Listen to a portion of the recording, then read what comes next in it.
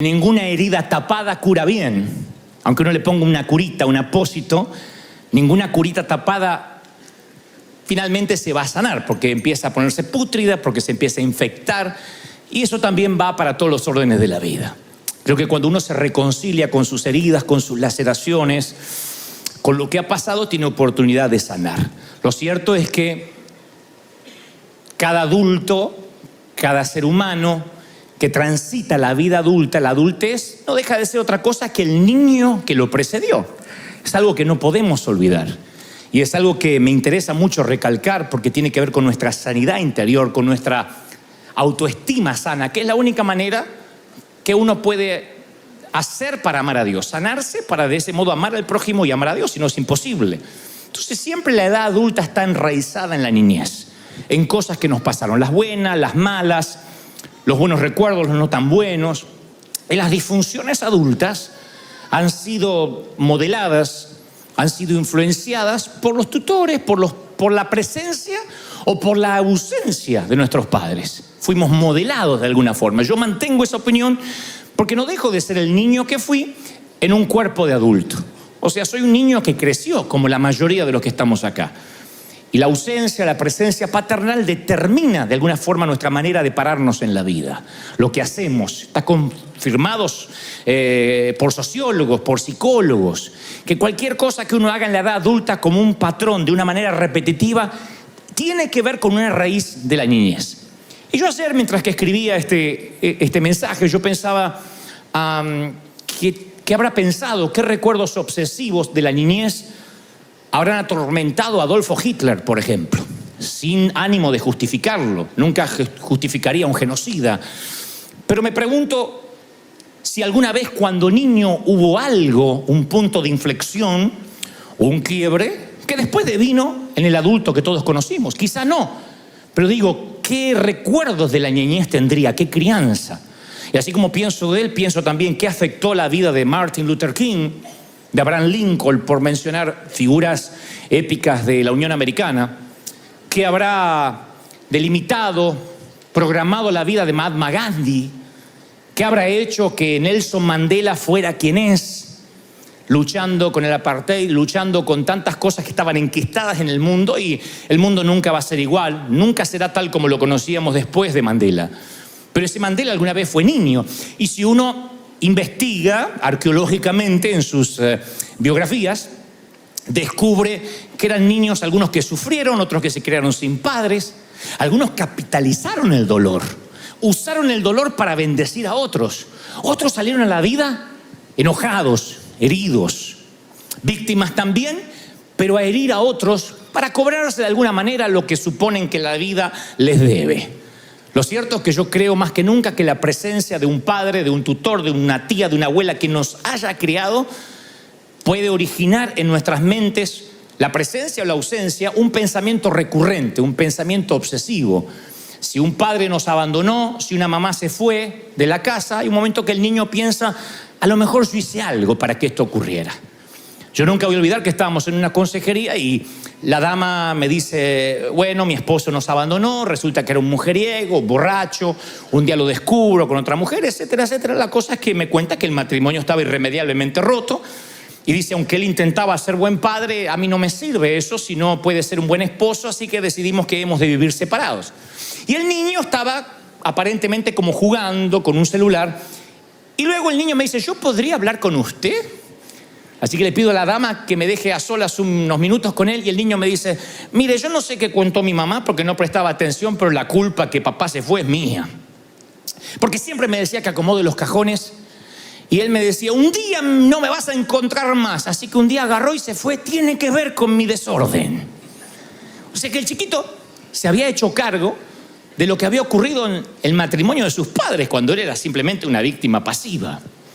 Y yo digo, suficiente estrés tiene un niño con la vida de infante como para que encima tenga que cargar con la culpa de algo que él no pidió, que él no generó. Ahora ustedes dirán, bueno, ese niño tarde o temprano se va a dar cuenta que su padre no se fue necesariamente porque él no acomodaba los cajones. Sí, algunos sí. Otros crecen, pero se vuelven gente más pequeña. O sea, se vuelven adultos, pero su manera de razonar sigue siendo infantil. Claro, ese niño cuando sea grande lo más probable no es que diga se fue porque yo no acomodaba los cajones, pero en el subconsciente lo más probable es que quede una mancha de culpa. Sí, yo algo tuve que ver. ¿Por qué lo sé? Porque también alguna vez hablé con una mujer de 40 y tantos que me dijo, ¿sabes? Yo creo que si yo no hubiese nacido, mis papás seguirían juntos. Porque mi mamá me confesó que fue el embarazo el que hizo que ellos se pelearan. Y esta dama cargaba con una culpa de haber nacido, lo cual es una crueldad absoluta. Y esos procesamientos mentales que uno mantiene de adulto, esa manera infantil de pensar, es la que hace que nunca podamos sanar la estima. Entonces un día el apóstol Pablo le escribe a la iglesia de Corinto, le dice en Corintios 13:11, cuando yo era niño, hablaba, pensaba y entendía como niño. Mas cuando fui hombre, dice el apóstol Pablo, dejé lo que era de niño. Él hace especial, le pone un especial interés casi quirúrgico a las tres palabras. Él dice, yo hablaba, pensaba y entendía como niño. Lo cual está diciendo que cuando afrontó la vida de adulto, cuando hizo el crossover, cuando cruzó a la vida de adulto, dejó de hablar, de entender y de pensar como un niño. Yo hablaba cuando era chico. Mi madre me escuchaba muy atentamente cuando yo hablaba, lo cual era un lujo en nuestros tiempos. Acuérdense que yo nací en el siglo pasado. Algunos dicen, ay, los millennials. Yo no soy millennial, yo soy sesentennial de aquel tiempo. Y había algo maravilloso que hizo especial a la vieja, es que ella me prestaba atención. Y eso honraba mi opinión. Ella decía, a ver, Dantecito, contame. Y eso hacía que honrara mi opinión. Yo tenía alguien que me escuchara. Porque provenimos algunos de una generación donde los niños no podíamos hablar. No hable, que están hablando los adultos, decía la vieja. Como diciendo, tu opinión no importa. Están hablando los adultos, vaya para afuera. Entonces yo entendí que mi opinión no valía, para mi papá no valía, pero mi mamá de tanto en tanto enriquecía mi autoestima, porque me decía, Dantecito, contame. Y me hacía creer que mis ideas eran importantes. Como les dije, mamá tenía 6º grado de la escuela primaria, pero no por eso dejó de ser autodidacta. Entonces tenía toda una biblioteca en casa que nos puso a disposición. Y ahí estaba Charles Dickens, Mark Twain, Emilio Salgari. Y ella decía, lean todo, con voracidad, ficción, ensayos, todo, libros de química. Y era lo único que había en casa, no había iPad, no había conexión satelital. Entonces leíamos con voracidad, con desorden. Y ella decía siempre, ahora quiero que me relates un propio cuento. Contame un cuento mientras que yo lavo o plancho. Y entonces mi capacidad narrativa empezó a desarrollarse. Yo decía, había una vez un niño muy pobre que el padre no le compraba nada, pero la madre le compró una bicicleta. Yo para ver si se sentía aludida la vieja. Nunca se dio por aludida, siempre pareció era ficción. Pero mi mamá era el mejor público para contarle un chiste, por ejemplo. Entonces yo le decía, mamá, te voy a contar un chiste. Y la vieja se reía alta. Le digo, pero no te lo conté. Le digo, no, pero va a ser gracioso. De allí yo que en toda la oratoria, en la dialéctica, siempre pongo una humorada, porque siempre siento que mamá se sigue riendo. Mi mamá no importaba la narrativa. El saber que era un chiste ya se despanzurraba de la risa. Y a mí me gustaba. Entonces cuando no tenía chiste los inventaba. Y ella, aunque el chiste era pavo o chistonto, hacía que se reía. La cosa que yo sentía que cuando hablaba mi opinión era valorada. Jesús se pasó hablando 7 días sin parar, se metió en el templo y hablaba con los maestros de la ley. Tenía unos 12 años. Y dice la Biblia que los eruditos no podían creer su respuesta en lo que él hablaba. Así que creo que eso sana la estima de un niño cuando puede hablar. Y Pablo dice, yo hablaba como niño. Pero lamentablemente muchos de nosotros no fuimos escuchados. Cuando hablábamos no importaba tanto nuestra opinión. Y eso no es lo importante en sí o lo más grave, sino que algunos han perdido la capacidad de comunicación. Entonces cuando uno se hace adulto ya no habla. Y empieza un poco a parecerse a aquel padre que tampoco hablaba. Algunos perdieron la capacidad de comunicarse. Yo digo siempre que las mujeres celebran su feminidad. La celebran porque se cambian los maquillajes, se ponen esto. Y los hombres a veces no celebramos nuestra masculinidad. Somos aburridos, creemos que eructar y tomar cerveza nos puede hacer machos. Sin embargo, no es solo eructar, es decir, bueno, yo tengo que crecer intelectualmente, espiritualmente. Lo cierto es que en algún momento perdemos la capacidad de comunicarnos Porque nos dijeron, cállese la boca, quédese quieto, no hable. Y eso se nos va metiendo en nuestro corazón y un día perdemos la capacidad de decir lo que nos pasa. Se nos graban frases, los machos no lloran, no lloren. Entonces nos marcan la manera en que hablamos o no hablamos cuando éramos niños. Yo estoy seguro que si mamá no hubiese sido mi primer público de uno, yo estoy seguro que no estaría hablándoles a ustedes esta mañana o esta tarde.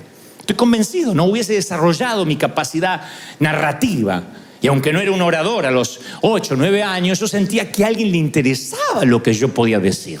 De otro modo me sentía que no tenía voz, que no podía comentarle a nadie. El apóstol Pablo sigue diciendo, no solo hablaba como niño, sino que pensaba como niño. Y esa también es una declaración poderosa, porque para lo que un niño puede ser normal, para un adulto puede resultar, si sigue pensando como un niño, algo fatal.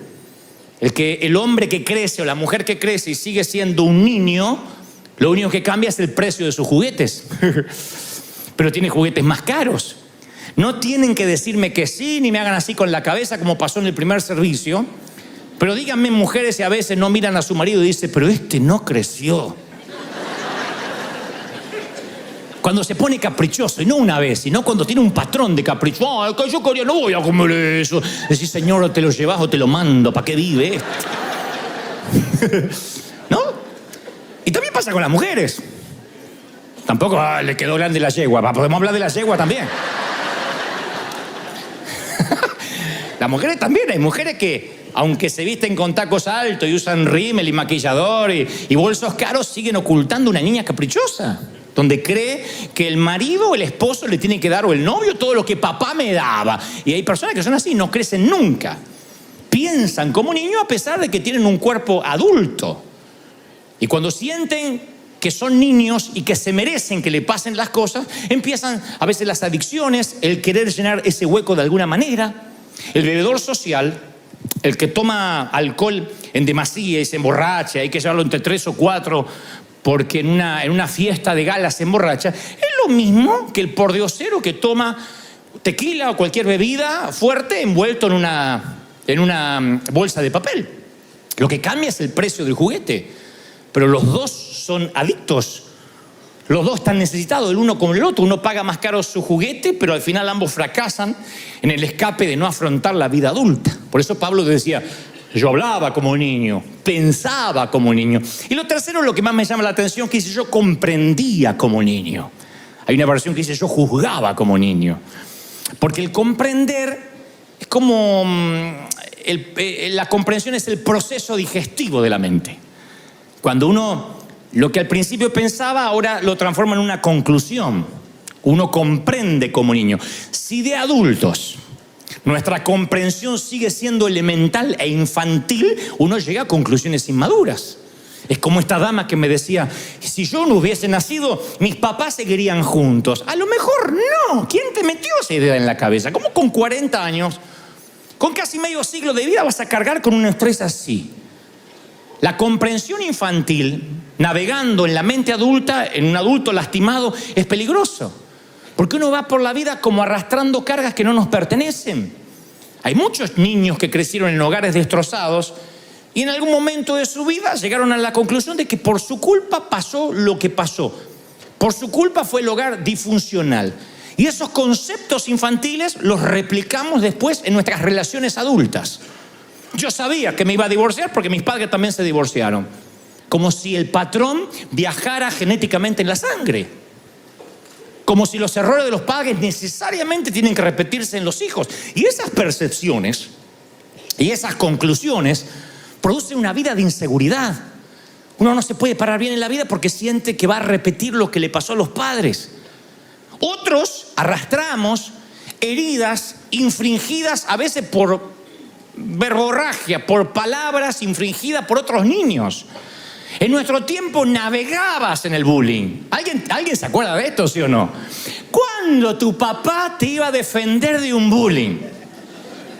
Vamos a hablar con la maestra, te cambio de colegio. Mi papá decía, algo habrá hecho. No, pero me dice, hey, defiéndase. Pelee, mijo, me decía mi papá. El tema es que yo era peso lástima.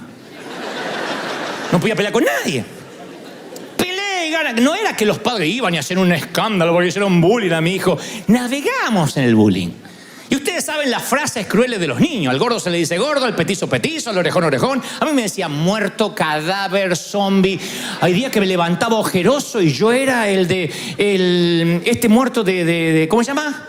De la película mexicana, la última de Pixar. De Coco. Yo era la vieja de Coco. Yo estaba del otro lado. Era Coco. Decí que Coco no estaba, gracias a Dios. Dios fue afortunado conmigo, fue bueno, porque si no me hubiesen dicho Coco. Me decían de todos los sobrenombres. Y ustedes dicen, te sobrepusiste. Pero me costó horrores. Porque uno después en la vida se para conforme esas palabras que te marcan. Claro, insisto, uno llega a la iglesia y te dicen, no, olvídese de todo, eres nueva criatura, un especial tesoro en las manos de Dios. Sí. Pero uno no deja de tener enraizado en la niñez frases, epítetos, adjetivos y esos avatares de la vida, esos infortunios que en algún momento nos redireccionaron, ni hablar de un abuso, ni hablar cuando un ser querido, cuando un pariente querido, entre comillas, te robó lo más preciado que tenías, que no era necesariamente la virginidad, sino la inocencia. A partir de allí, como dijimos hace unas semanas, quedas atascado entre dos pisos. Porque la niña a la que molestan o le invaden su sexualidad, luego se siente una vieja con otras niñas, pero a la vez una niña entre las mujeres grandes, y queda toda su vida sintiendo que algo generó. Más cuando le dicen que se calle para que ni siquiera pueda formar parte de una estadística. Y van por la vida dolidas y llevando esa mentalidad de adulto, infantil, a la vida de adulto, que es lo peor. De allí que les cuesta a mucha gente relacionarse con Dios. ¿Cómo puedes hablarle a Dios a una persona que tiene heridas infringidas? Hasta nuestra sexualidad puede cambiar o queda afectada por ciertos incidentes. No podemos desconocer esto. Pero como el tema de este mensaje no es para que nos suicidemos todos en masa, porque me están mirando diciendo, ay, ¿cuándo nos matamos? La pregunta es, esa es la patología. ¿Cuál es la terapia? La terapia es cómo reconstruimos la vida. Ojalá tuviéramos una máquina del tiempo, yo digo siempre, daría lo que sea por ver a Dante cuando tenía 8 años, le diría, flaco, todo va a salir bien. Algunos de estos sonsos van a hacer fila para escucharte alguna vez. Yo le diría, todo va a salir bien, vas a inspirar, vas a cambiar, vas a hablar. Yo le habría resuelto la vida al niño que fui, pero la vida no me da esa chance. No es una película de ciencia ficción donde puedo resolverle la vida. Debí haber confiado en Dios, debí haber escuchado más. Cuando me decían, basta el día con su afán, Dios tiene pensamientos de bien y no de mal para futuro. Pero como todos, me llené de ansiedad. Y pensé que no tenía lo que hacía falta para salir adelante, para pelear la vida. Podía haber jurado que iba a quedar en la lona. Hoy podría ver a ese niño que fui y decirle, todo va a salir campeón, todo va a salir bien. Mamá va a sanar del cáncer, tu papá va a dejar el alcohol. Daría lo que sea por darle esperanza a ese flaco orejón, Coco. Pero no puedo. Entonces, ¿cómo reconstruyo ahora? ¿Cómo reconstruyes tú la vida? Dios no lo deja librado al azar y Lucas 1:17 dice, y haré volver el corazón de los padres a los hijos y de los rebeldes a la prudencia de los justos. Entonces, quiero que vean lo que humildemente creo Dios me dijo que te diga respecto a la terapia. Yo tengo hijos, como algunos aquí. Cualquiera de mis hijos lleva mi sangre y se para en mis huesos. Ese hijo es mi boleto para la próxima generación. Es mi chance, mi segunda chance y oportunidad de lograr algunas cosas. Cuando digo lograr algunas cosas no es proyectarme vicariamente en él. O sea, como yo no pude ser abogado, lo voy a hacer que él sea abogado. Porque los hijos son cartas en blanco para escribir. No son cartas en blanco para escribir que uno los hace imagen y semejanza. Los hijos son libros para decodificar. A veces uno quiere escribirlo y decir, vas a hacer así, vas a estudiar esto, vas a estudiar esto, porque yo no pude estudiar y vas a terminar la carrera. Y a veces le damos una carga que el hijo no quiere saber nada. El padre es actor y el hijo no quiere ser actor. Entonces no son cartas para escribir, sino son libros para decodificar. Pero cuando yo digo que los hijos son una segunda chance, es la oportunidad de lograr lo que no pude tener cuando yo era chico.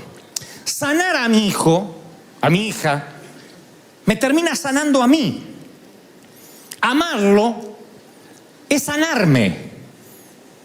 Yo puedo ver a mi hijo simplemente como una extensión, como un producto de simplemente una copulación, nada más. Y tuve un hijo. Hay gente que tiene hijos y que tengan hijos no los hace hombres. Porque un par de testículos también los tienen los animales y no por eso son hombres. Tener hijos es saber que uno puede proyectar en ellos, transmitir, impartir principios, cosas que les van a dejar grabada para siempre. Es darle lo necesario para que alcance su estrella. Es pararlo sobre los hombros y decirle, bueno, vas a empezar de acá, no de acá donde empecé yo. No es que vamos a decirle a los hijos, vas a pasar la misma pobreza que yo para que aprenda. En lo posible tratamos de evitarle que pase o que tenga que transitar las millas que nosotros recorrimos. Un buen hijo recorre una milla menos que el padre, una vuelta menos para dar en las Olimpiadas de la vida. Eso es lo maravilloso, que cuando yo lo sano a él, me estoy sanando yo. Entonces hago todo lo necesario para que él se sienta bien. Él es arcilla moldeable en las manos de un alfarero que es su papá o su mamá. En la Biblia la paternidad divina se ve cuando Dios habla desde los cielos y dice, este es mi hijo en el cual tengo complacencia, cuando recibe el bautismo del Espíritu Santo. No hay cosa más linda para un hijo que el padre le diga, estoy orgulloso, así tu padre no tenga estudios académicos. No hay ninguna frase que supere a lo que te diga tu papá. Es la aprobación paternal que hace que el chico flaco corra más que el resto de la clase. Es la aprobación materna, bien hecho, hijo, que hace que uno soporte los ruidos extraños de la noche o se aguante los mosquitos en un campamento de verano. Bien hecho. Cuando uno actúa, uno busca entre la multitud el rostro conocido de quien nosotros amamos. Y si ese rostro falta, uno se siente mal. Mi papá nunca fue a verme. Él siempre estaba ocupado. Y yo de tanto en tanto actuaba de soldado, hacía junto a los próceres así, y decía, empanada, calentita las empanadas. Yo me sentía Shakespeare, haciendo Shakespeare. Y yo miraba siempre a ver si mi papá y mi mamá venían para que me dijeran, qué negro candombero, nadie te supera. Nunca estuvieron. Pero yo necesité esa aprobación. Yo creo que la estima hasta del Señor se sanó. No sé si estaba mal antes, pero digo, no se sanó, se afianzó. Cuando el padre dice, este es mi hijo amado.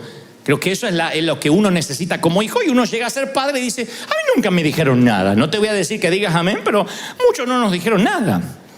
Nos robaron nuestros héroes. A muchos nos robaron nuestros padres. O el alcohol, o que se murió, o que se divorciaron. Pero las necesidades de los hijos no cambian. Es doloroso admirar a quien no está. Muchos de ustedes crecieron haciendo deporte con las gradas vacías, sabiendo que no te iban a ver. Otros colorearon sus obras de arte con crayolas, sabiendo que no ibas a poder pegarlo en la nevera ni regalárselo a nadie porque no le iban a dar importancia. Y uno insiste por un tiempo hasta que un día te cansas de danzar solo la melodía de la niñez y entonces tiras las crayolas a un costado, pinchas la pelota y algunos compran un arma o se llenan de aparatos tecnológicos, de tablets, de cosas que los conectan con gente que está fuera del hogar. Pero el vacío lo vamos a llenar de alguna forma. Buscamos llenar ese vacío. Porque la imagen de un padre para un niño es el testimonio viviente de lo que puede traer el tiempo. Sí o sí. La imagen de un padre es el testimonio de a dónde nosotros vamos, o de una mamá. El papá es la primera definición de masculinidad que uno tiene. Mamá es la primera definición de feminidad. Y la ausencia de ambos o de uno hace que busquemos llenar el vacío de alguna forma. Y si la iglesia no lo llena, lo llenará la pornografía. Y si la pornografía no lo hace, lo llenará las drogas y los carteles o lo que sea.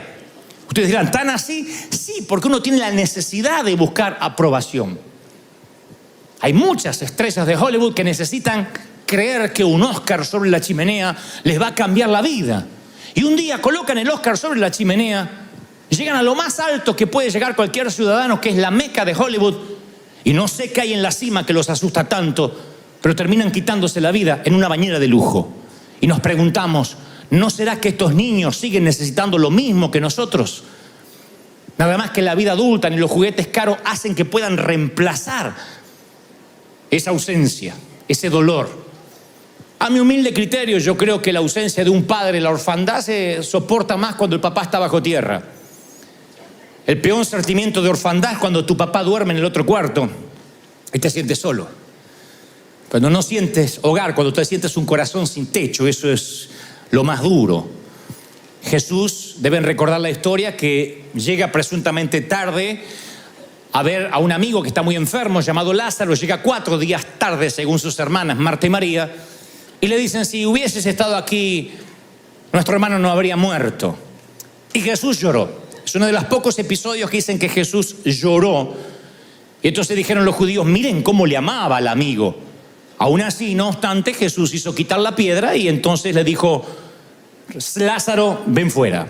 Y resucitó al amigo. Entonces, mi idea de un héroe, mi humilde idea de un héroe, es alguien tan tierno, lo suficientemente tierno como para llorar en el funeral de un amigo, pero lo suficientemente fuerte para resucitar lo que está muerto. Fue tierno para respetar la debilidad y el dolor de las hermanas de Lázaro, Marta y María, sus amigas en común. Pero después asumió la responsabilidad y dijo: bueno, a resucitar lo que está muerto, no a quedarnos a llorar. No sepultó el trauma y dice: Jesús lloró y a partir de ahí se murió triste. No, dijo: bueno, ya lloré, ahora voy a resucitar a mi amigo. Esto en todos los órdenes de la vida es igual, no se puede llorar todo el tiempo. Yo tenía una tía que vivía llorando. Hermosa la tía, porque parecía una actriz, pero llegaba y lo único bueno que traía pasteles o tortas para comer. Pero yo siempre pensaba, además de hacer pasteles, que alguien encierra a esta mujer. Porque dejaba una mala onda en la casa. Decía: ay, Nelly, no sabes, me encontraron arenilla en los pulmones y me encontraron tierra en el corazón y tengo también piedras en la vesícula. Te daban ganas de decirle: tía, casate con un albañil y que construya, ¿qué querés que haga? Sí, y hablaba de enfermedad. Ay, no sabe la Mabel, qué mal que está, que de mejorar. Tiene cirrosis esa mujer, seguro que tiene cáncer. Tiene cáncer. Ella le disfrutaba, era una morbosidad hablar de enfermedad. El secreto, ir a hacerse los análisis. Porque no decía análisis, decía análisis. Me hice el análisis. ¿Y te encontraron algo? ¡De todo! Ese era un trofeo que tenían que traerse. La peor decepción para la tía, ir a hacerse los análisis y que estaba todo bien. ¿Qué te dijo? Estaba todo bien, pero no le creí. No le creí. Me dijo que era benigno el tumor. Es maligno, yo sé que es maligno. Disfrutaba. Y hay gente que disfruta la autoconmiseración, el tenerse lástima. Y yo creo que hay un tiempo para llorar, porque en las 28 temporadas de Salomón dice: tiempo de reír, tiempo de llorar, tiempo de plantar, tiempo de cosechar. Pero uno se puede quedar todo el tiempo llorando. Jesús lloró por su amigo, lo cual muestra de que él tenía su costado anímico que le dolía. Pero después ordenó que levanten a su amigo, que corran, enjugó las lágrimas y asumió la responsabilidad. Dijo: no puedo quedarme llorando. Entonces, si uno quiere resucitar una relación, uno tiene que primero dejar de llorar. Y tiene que hacer que esa relación se restaure. Si tienes que meterte en el sepulcro de las drogas para rescatar a tu hijo, tienes una sola chance para hacer eso. Si tienes en un momento que levantar en la cuneta de la calle a tu padre ebrio, tienes una segunda chance de hacerlo. Y tú dices: sí, pero mi padre no estuvo como el mío, no estuvo allí, fue abandónico. Y sí, es doloroso acercarte a la mirada fría, a veces impersonal, de una mirada indiferente de un padre que a lo mejor nunca sentiste que nunca te quiso. Pero es una sensación de sanarse uno mismo. Uno da porque le gusta dar, ni siquiera porque el otro se lo merece. Yo amo porque me gusta amar. Entonces no importa qué pasó en la vida que te separó del ser querido, cuando uno termina de llorar, se tiene que comenzar a levantar. Como hablamos las semanas pasadas, uno tiene que abandonar la cama del hospital para alguien que está más grave. No puede quedarse en la cama, se necesitan camas. Hay gente que pasa peores cosas que las que estás pasando. Uno tiene que decir: bueno, voy a resucitar. La tragedia de María era pensar que era demasiado tarde, porque a veces la situación apesta. De hecho, que le dijeron: Jesús, mi hermano hiede, hace 4 días que está envuelto ahí. Hiede. Está pútrido. Y sí, cuando estás resucitando algo no va a tener buen olor. Uno a veces tiene que amar por encima de la peste. Miren, escuchen esto. Si tienes aliento, si vives, quiero que aprendas esto por tu salud mental, emocional y espiritual. Nos vamos a decepcionar. La gente decepciona. ¿Por qué? Porque nosotros decepcionamos. No se puede vivir diciendo yo amo al que no me decepciona. ¿Quién puede tener un amigo que diga a mí nunca me decepcionó? Te va a tocar que a las 3 de la mañana quieres hablar y el amigo te dice no puedo hablar, estoy con mi mujer. Te va a tocar que necesitas que tu amiga viaje y te dice no puedo, ahora no tengo dinero. ¿Qué sé yo? Desde eso a decepciones más profundas. No hay gente que busca iglesia donde busca un pastor que no me decepcione. Ya te digo, está fregado conmigo porque yo te voy a decepcionar. Hay cosas que no te van a gustar. En vez de buscar amigos, pastores, iglesias que no nos decepcionen, tenemos que convertirnos en personas que no decepcionamos. Tú dices, voy a la iglesia esa y nadie me saludó. Hay gente que no viene porque es una iglesia muy grande y nadie te saluda. Y bueno, necesitamos un saludador. Párate como el Papa Francisco, así, ¡ey! Saluda. Capaz que cambia la atmósfera. Uno tiene que decir, voy a aportar, en vez de quejarse, que no nos conozcan por todo aquello a lo que nos oponemos, sino por lo que proponemos. Porque el pecado de omisión, de omitir, es peor que el de comisión, el de cometer. Cuando uno omite dar, cuando uno omite amar, no, es que a mí me van a herir. Y sí, amar duele. Si uno quiere resucitar una relación muerta, va a doler. Vale la pena la resurrección. No podemos permitir que las heridas superen nuestra decepción, porque vamos a morir solos, amargados, intransigentes, inflexibles. Uno tiene que decir, bueno, ¿quién tiene padres perfectos? Si alguien tiene un papá perfecto, vení que te oro por el Alzheimer, porque no te acordás. ¿Quién dice mi papá, un prócer, mi mamá? ¿Qué papá es perfecto? ¿Quién tuvo? No fueron perfectos porque tú no eres perfecto como padre. ¿Quién tiene hijos perfectos? Hay un momento que tener 5 dedos en cada mano no es perfección, es ser normal. Después los hijos van creciendo, uno los cría como puede y no hay hijos perfectos. Miren, cuando mi madre partió a la eternidad, yo aprendí que los muertos no hablan, no pueden escuchar. Recuerdo que tenía 1.000.000 de interrogantes sin resolver en mi corazón y lloré. A pesar de que ya tenía muchos años de vida, lloré por las preguntas que quería hacerle.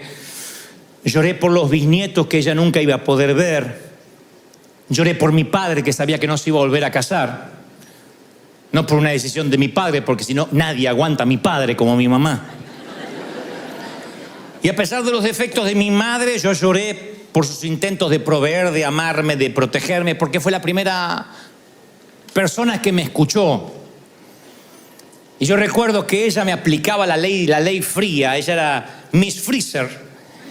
Y cuando yo no pude terminar la escuela secundaria, mamá dijo, ¿sabes lo que me duele? Me duele esto, desgraciado. El desgraciado es que me había caído de la gracia de ella. Me duele que nunca vas a colgar un diploma en la pared. Y vas a tener que romperte los dedos como tu padre para trabajar. Y 3 días sin hablarme, porque la vieja era así, era Putin. Fría. Putin, así, no te hablaba más. Entonces, 3 días sin hablarme la vieja. Y yo dije, algún día voy a colgar un diploma. Pero claro, no había cursos de internet, no se había inventado el internet. Y la vida, la providencia divina hizo que me dieran llaves de la ciudad, reconocimientos, doctorado. Gente siempre inconsciente que anda dando esas cosas. Entonces cuando las empecé a colgar en la pared y me hice toda una oficina, dije, la voy a traer a la vieja y le voy a mostrar a la oficina y decir, métete ahí y lee los cartelitos, ahora vengo. Toma, para que aprenda, para que me diga, ¿y ese? ¿Qué tal, nene? Te dice, pero grande, ¿querías eso? Sí, porque de alguna forma yo quería decirle, mirá, Dios, la vida me permitió tener lo que no me pudo dar académicamente una escuela, un colegio, ¿no? Pero me di cuenta que cuando quise hacer eso, mi mamá ya empezó a ver me empecé a ver que su senilidad avanzaba, que devariaba, que preguntaba cosas venidas de la nada, que el Alzheimer empezó a cobrarse su víctima y su cerebro ya no era el mismo. Y una mujer que leyó tanto y hacía crucigramas y parecía tener respuesta de todo, ya no escuchaba, ya no podía hablar. Así que un día Recuerdo que supe que se fue, aunque estaba en la otra punta del mundo, aunque estaba en Argentina. Era una hora silenciosa y quieta de la madrugada, de marea baja. Y yo supe que ella se estaba yendo porque sentí como que se acercó a la cama y me dijo Dantecito, como cuando me llamaba para ir al colegio, pero esta vez era para despedirse. Así que le dije que entre nosotros no había cuentas pendientes, que le agradecía que ella fue la primera que me escuchó, que de alguna forma le agradecía que eso me paró ante un gentío en mi vida adulta, y una vez que no teníamos cuentas pendientes entre los dos, la dejé ir, le deseé buen viaje, y ya a la media mañana, cuando alguien por las redes sociales me daba el pésame, yo supe antes, 2-3 horas antes, que ella se había ido, había partido a la eternidad. Mi mamá peleó todo lo que pudo y cuando la pelea era desigual, entera, se fue. Decidió no pelear más. Ahí es cuando entendí que ya no puedo hablar más con mamá hasta que me la encuentre en la eternidad. El gran ausente es mi padre, o lo fue, quien sigue vivo. Por eso digo que el peor sentimiento de orfandad no es cuando dices yo lo vi partir, porque ya está, mal o bien, se fue, como la brisa que tocó tu cara esta mañana, se fue. El tema es cuando está vivo. Yo siempre fui envidioso, y no voy a decir santamente envidioso. De esos equipos de padre e hijo, de esos padres que se revuelcan en la alfombra con sus hijos, le hacen cosquillas en la panza porque no lo tenía. Hubiese dado cualquier cosa porque mi padre jugara conmigo. Y cuando yo veo un padre malo, bien, sexagenario, septuagenario, que tiene sus orejas grandotas, porque vieron que cuando nos vamos envejeciendo las orejas nos crecen como los cocker. Uno escucha menos, pero la oreja se va agrandando. Y otras partes que no te voy a contar, porque también se van agrandando, no sé para qué. Y a mí me dan ganas de decirle, no importa, eres bendecido, que lo tienes.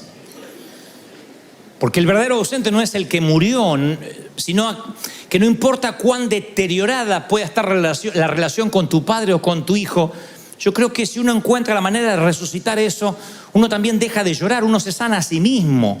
Yo por lo menos tengo recuerdos con mi padre, pero hay algunos que jugaron toda la vida en los campos de fútbol de la vida y nunca vieron entre las gradas el rostro que les gustaría. Yo he estado ante un gentío en un estadio, te confieso, yo una vez le dije a mi papá, papá, esto va a sonar muy argentino, muy petulante, pero te lo voy a contar cómo pasó, porque era la manera que mi papá entendiera, aunque ustedes lo tomen como falta de humildad. Le dije, papá, voy a hacer un evento, un show en River Plate, en el Monumental, el estadio más grande de Buenos Aires. ¿Y es lejos? Es como media hora de acá, pero te llevo.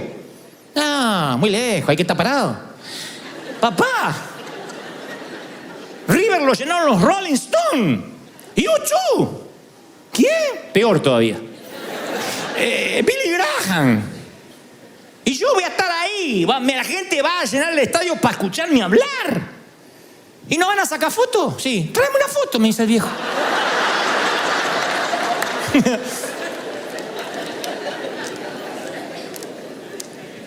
Uno puede escuchar el rugido de la multitud, pero uno extraña un rostro. Ahora usted dice, bueno, yo también, a mí también me pasó. Un día dice David, el rey David le dice a Jonathan, mañana es nueva luna y serás echado de menos porque tu asiento estará vacío. Primera de Samuel 20:18. Entonces yo pienso que si uno puede llenar el asiento vacío de la vida, tiene que hacerlo. Aunque tengas que desintoxicar a tu papá para que te escuche un rato. Daría lo que sea por 5 minutos con la vieja, pero no con Alzheimer. Porque los últimos años me decía, ¿fuiste a la escuela? Mamá, ya no vi más. Abrigate. ¿Fuiste a la escuela? Se ve que cuando yo no le colgué el diploma, dijo, a este lo meto en la escuela y lo dejo encerrado ahí.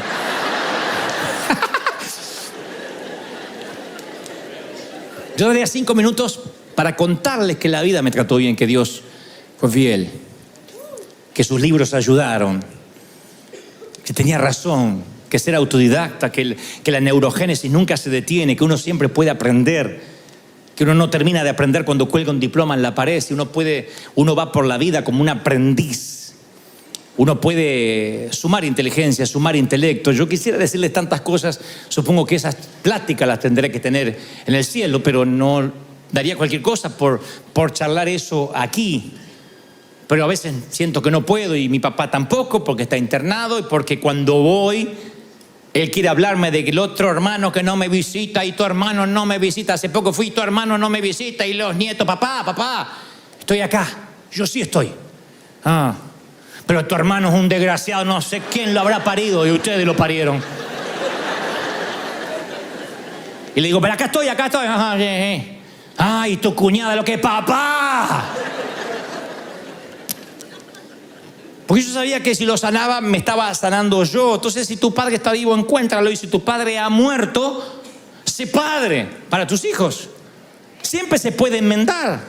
Sé madre para tus hijos. Dales lo que te hizo falta. Dales lo que te hizo falta. A veces uno se va mirando al espejo y se va convirtiendo en ese hombre que no quiere ser o en esa mujer que no quiere ser. Hay mujeres que dicen, ay, cada vez me parezco más a mi madre. Y sufren. Pero no solo porque heredaste la sentadera, sino porque te vas pareciendo en el carácter. Y a veces yo me encuentro repitiendo frases de mi papá que me hielan la sangre. Y entonces, en vez de decir, bueno, yo me parezco a mi papá y que... En vez de decir eso, digo, no, yo voy a retener lo bueno, la cultura de trabajo, los valores, pero lo malo lo voy a cambiar. Entonces, a lo mejor hay gente que dice, yo ya no tengo mi papá. Bueno, no tengo mi mamá, pero tienes hijo. Si no tienes padre, puedes ser padre. Convertirte en todo lo que deseaste tener. Darle a tus hijos lo que perdiste. Liberarte de llorar por los divorcios, por los abusos y abrir los brazos a tus hijos. Y cuando hablo tu hijo, es tu hijo. Este mensaje yo lo llamé, aún eres mi hijo, porque el hijo puede estar muriéndose de sida, haber cambiado de sexo, ser presidente de la república. Sigue siendo tu hijo. Es tu hijo y lo va a ser siempre. Es tu hijo. Porque a veces está la bobería de pensar, sí, pero ahora que estás, ahora que es homosexual, ahora que cambió de sexo, ahora yo no sé, primero que cambie tu hijo. Si no abraza, no se sana, no cambia el dolor, lo que puede traer, que es mucho más que su elección sexual, o lo que ha hecho con la vida, o el despadre que ha hecho. Porque puede ser que tu hijo sea despadroso, pero eso no lo heredó de los indígenas, Eso no vino de los mayas. Cuando el hijo pródigo se levantó de comer entre los cerdos y dice, voy a volver a mi papá, a mí me sorprende que en la historia de Jesús su papá nunca le dije, te lo advertí. El viejo estaba allí, artrítico, cerrando los ojos, mirando calle abajo. No había un solo día que el viejo no veía a ver si un día el hijo que dilapidó la fortuna iba a volver. Y la historia dice que cuando el hijo viene maloliente, mugriento, de estar apacentando cerdos, un hato de cerdos, a él no le hizo falta muletas ni andador, saltó la reja y se fue corriendo a abrazar al hijo. Dijo, tú eres mi hijo, y lo abrazó. No necesitó nada. Hay tiempo que es momento, temporada de abrir los brazos, hombre. Hay momentos que hay que abrir los brazos, mujer. Hay que dar la bienvenida a pesar de la falla, de los errores. Que el amor sea más fuerte que las heridas que te separaron. Eso es lo que ha hecho grande a esta congregación. Que el amor sea más fuerte. ¿Sí? Le digo, cuando yo aconsejo a alguien y me dice, no sabes lo que acabo de hacer, yo le digo, pero sabes que Dios te ama, ¿no? No, pero te voy a contar lo que hice porque... Pero no, ahora me contás. Pero estás comprendiendo lo que te digo, Dios te ama. Y de pronto su mirada cambia. Porque a veces pensamos que estamos más cerca de Dios si vamos más a la iglesia, si vamos a la comunión, si vamos a la misa. Y Dios te sigue amando, eres su hijo, siempre. ¿Por qué lo sé? Porque soy padre. Quiero lo mejor para mis hijos, pero si alguno de ellos fallara en la vida, en su moral, en sus principios, yo sería el primero en estar a su lado. Soy así hasta con mis amigos. A veces me dicen, ¿cómo te sacás foto con ese político corrupto? Porque es mi amigo, que tengo la culpa que se hizo político y corrupto. Es mi amigo. Y los amigos están en las buenas, en las malas, y yo voy. Y aunque me consta que ahorcó a la suegra, con ganas de felicitarlo, yo voy ahí y me quedo con él. Porque es mi amigo. Y puede divorciarse y le puede ir mal. Yo no busco amigos perfectos. ¿Por qué? Porque si yo no soy perfecto, yo no puedo pedir lo que no ofrezco. Quien quiere ser mi amigo me tiene que querer como soy. Con mis argentinismos, con mis errores, con mi intensidad, con mis síndromes. Me tiene que amar como yo soy. Me molesta cuando alguien me dice, cambia para que te acepte. ¿Y por qué tengo que cambiar si no sos la Madre Teresa vos tampoco? Nadie orina agua bendita acá. Entonces, si no orinamos agua bendita, uno no puede pedir perfección al otro. Y el padre, cuando ve al hijo que viene embarrado y lo ve que viene, va volando y lo abraza y le dice, quiero que vuelvas a casa. No le pregunta nada. Y siempre me dije, ¿por qué no le dijo, te lo advertí? ¿Por qué no le dijo, yo te dije? Porque yo te lo dije, se merecía. ¿Qué hubiese dicho una madre? El hijo viene y te dice, mami, dame todo lo que me corresponde y me quiero vivir solo. No quiero que me atiendas más ni me controles, voy a vivir solo. Y dice, anda, lávate los calzones solo, anda, ya vas a volver. No te necesito, ni un huevo sabes hacerte. Y se va. Y la madre lo espera porque lo ama. Sabe que el hijo la va a necesitar. A los 3 meses vuelve, ma, ¿te quedas callada?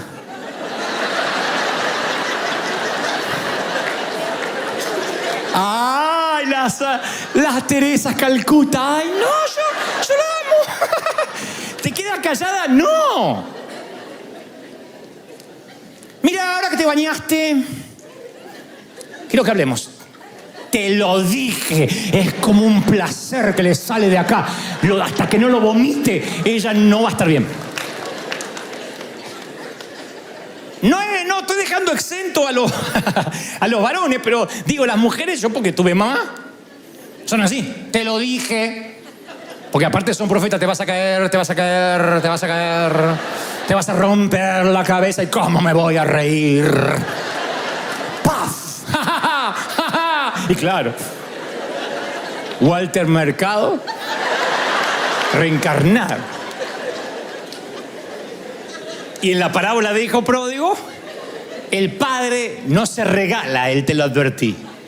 Ni él te lo dije, ni pasa nada. Va y lo abraza. ¿Qué sabía el padre del hijo para decirle te lo dije? ¿Qué sabía? ¿Qué es lo que sabía? Que yo no sé en la historia. Yo no sé.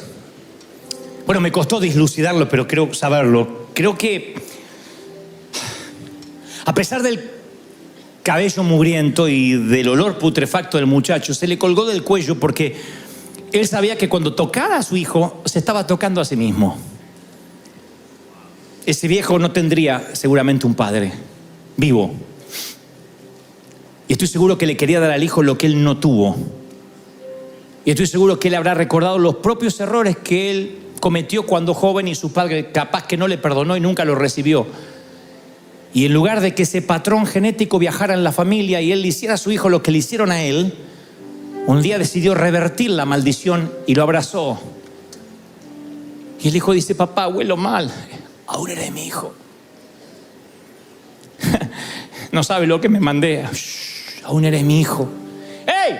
¡Fiesta! Un cordero, preparen algo, un asado argentino. Y vino de Mendoza, Argentina, porque en la Biblia cada vez que habla de vino argentino. Sépanlo, se los regalo de parte del corazón. Y preparen porque mi hijo ha vuelto. Se había perdido, pero sigue siendo mi hijo.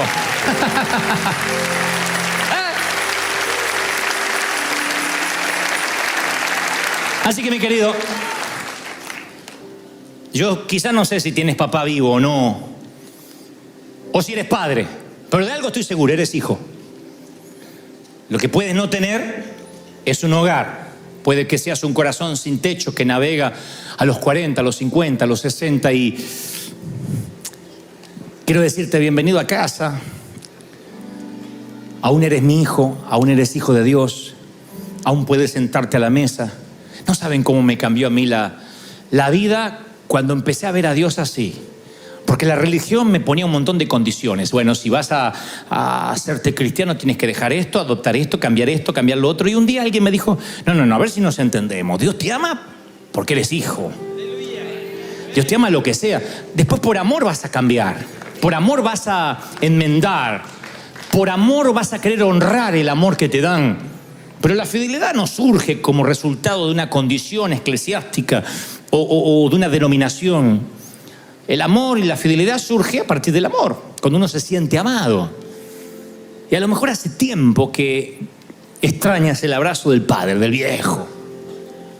El abrazo del que te dice: bien, campeón, bien hecho, muchacho. Bien hecho, pequeña. Y si tuviste la fortuna que fue un buen papá, lo recuerdas. Y te hace falta, yo sé. Nos hace falta. Pero uno puede enmendar, uno no puede llorar en la puerta de la tumba de lo que nos pasó, de lo que pudo haber sido, de la vida que pudimos haber tenido. Ya está, ya está. Lo que pasó, pasó, viviste, como digo siempre, como pudiste. Cada uno hizo lo que pudo. ¿Quién es buen padre acá? ¿Quién dice yo soy excelente padre? Nadie. Cuando aprendemos a ser padres somos abuelos. En aprender a vivir se nos va la vida, decía Joan Manuel Serrat. Y yo lo creo. Uno hace camino, caminante al andar. La cosa es que uno tiene que enmendar como padre. ¿Qué importa si en esta historia eres padre o eres hijo? Trata de enmendar. Porque tus padres, si los tienes, se irán como la brisa de la mañana. Y si tienes hijos, Dios te da una chance. Sé ese cómplice, ese amigo. Por lo menos yo intento torpemente ser el padre que no tuve. Trato que mis hijos encuentren en mí alguien en quien pueda confiar. Y tal vez algún día ellos hablan de que no lo fui. Pero nunca dirán que no lo intenté.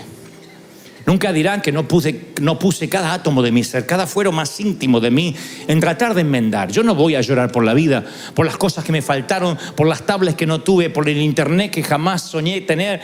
Yo voy a celebrar que estoy vivo y a tratar de enmendar, de inspirar, de ayudar, de amar.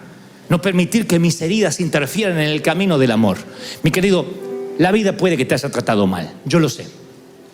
Yo desconfío del que no cojea, porque si has vivido lo suficiente, tienes cicatrices. Y esas cicatrices de alguna forma hacen al hombre o a la mujer que eres. Lo cierto es que un día llegas y tienes que decidir si vivir mirando hacia el pasado, conducir un automóvil, mirando por el espejo retrovisor, seguramente vas a estrellarte. O decir, de tanto en tanto voy a mirar y enmendar. Tus padres no te hablaron, habla con los tuyos. No te amaron, da amor. No te dieron, rompe ese egoísmo dando, porque eso es lo que tú eres. Y si la vida te da esa chance de cambiar, vaya, eres afortunado, eres rico. Porque rico no es el que más tiene, sino el que menos necesita. Y si tú puedes andar por la vida dando, bendiciendo, enmendando, aunque tengas que hacer yo como con mi viejo. Viejo, escúchame, estoy acá. Hijo, estoy acá. Es que la vida te da una segunda chance. Dale un aplauso maravilloso al Señor de señores. Si crees que Dios habló, vamos.